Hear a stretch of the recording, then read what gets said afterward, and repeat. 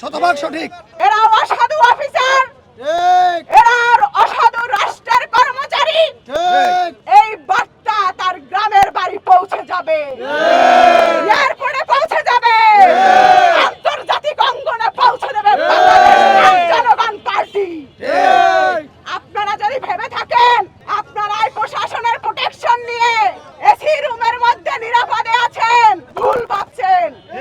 আপনাদেরকে আমরা হাতে মারবো না, ভাতে মারবো না, আপনাদেরকে মারবো আমরা ইজ্জতে। আপনাদের লুঙ্গি খুলে দেব, আপনাদের চরিত্র উন্মোচন করে দিব। আপনারা দালাল, আপনারা বাটপার, আপনারা প্রতারক। আপনারা প্রতারণা করতে করতে বাংলার জমিনের উপরে দাঁড়িয়ে শহীদদের রক্তের সাথে আপনারা প্রতারণা করেছেন। এত বড় দুঃসাহস, এত বড় কলিজা, আপনারা কাদেরকে নির্বাচনের জন্য ঘুরিয়েছেন?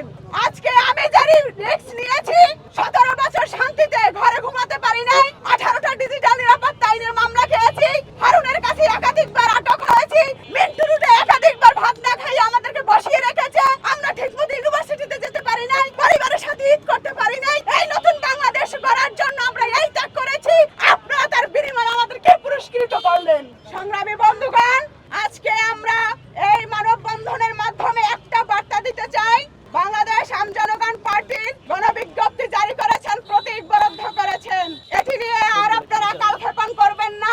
88 দিন আপনারা পার করেছেন, এখন পর্যন্ত কোনো শুরু আপনারা করেননি। আগামী 24 ঘন্টার মধ্যে আপনারা আমাদেরকে সনদ হস্তান্তর করবেন, গেজেট প্রকাশ করবেন। আপনাদের শুভ বুদ্ধি উদয় হোক।